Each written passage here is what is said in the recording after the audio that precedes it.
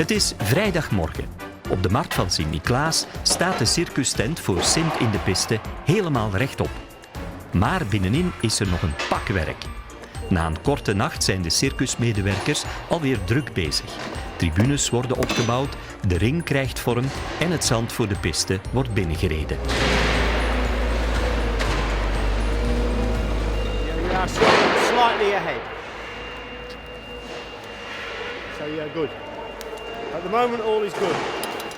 In het artiestendorp klinkt op dit vroege uur al muziek uit één van de woonwagens. The church bells woke me up. It's a bit noisy, but it's nice. It's beautiful being here in St. Nicholas in the city centre, and just it's better than a field in the middle of nowhere, which is probably most circuses' venues.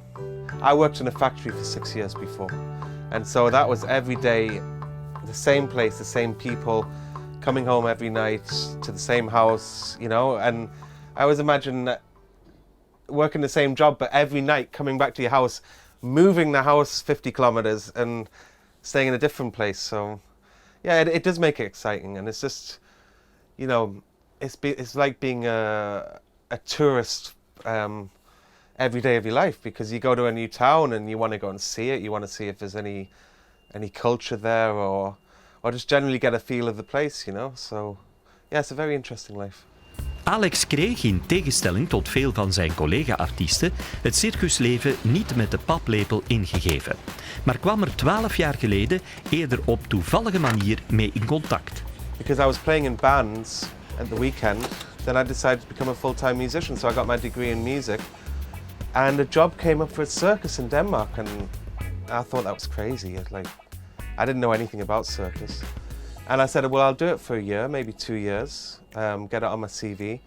And then I fell in love with the circus, really, and especially the music, that there was a big opportunity and also a lot of satisfaction in the music to make music for people and to write notes and make productions. And so I do my own private work for artists and for circuses, for shows, cabaret, and that's building up, and that's what I love, that with musical theatre and other musical, you're kind of stuck with the same music. You're not allowed to change the arrangement, you're not allowed to compose or anything. But with circus, you know, you get somebody come and say, I want Bruno Mars, but can you make it circus style, or can you make it Papa style? And that's cool.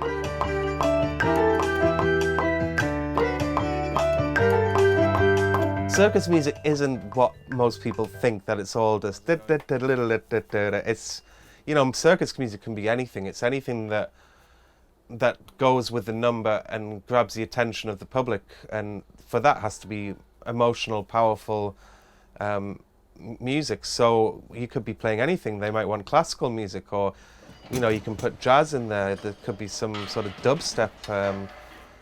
That's why I love it. So circus music essentially is anything, you know. If you can get the clapping beat, then you're a winner, you know. Het Sinterklaasrepertoire voor Sint in de Piste is natuurlijk nog iets helemaal anders. Speciaal voor de show werd nieuwe muziek geschreven. En Alex wil liefst niets aan het toeval overlaten. Today we're going to be playing them for the first time. A bit nervous about it. And we have obviously a whole cast of singers and dancers here, so we have to get it right. Otherwise, well, the show's tomorrow and we only have one rehearsal tonight, so that's it is a bit of stress. Stress is er ook bij andere artiesten, de trapeze van Kaylee Mikkels-Galtieri bijvoorbeeld. Die lijkt maar niet op de goede hoogte te willen hangen. Het probleem zit in de nok van de tent en dus moet de Amerikaanse zelf naar boven om het euvel op te lossen. Zach, can you do the mono? Yeah, sorry.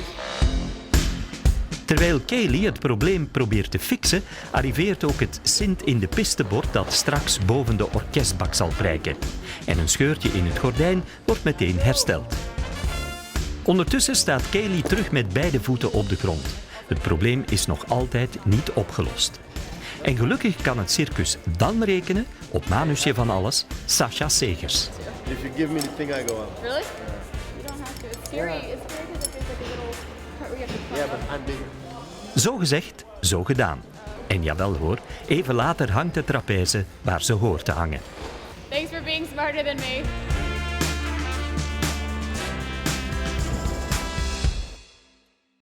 Morgen staat de generale repetitie op het programma. Zangers en dansers oefenen voor het eerst in de piste. En het team van draadloper Mustafa Dangier zet haar eerste stappen op de koord in Sint-Niklaas. Tot morgen!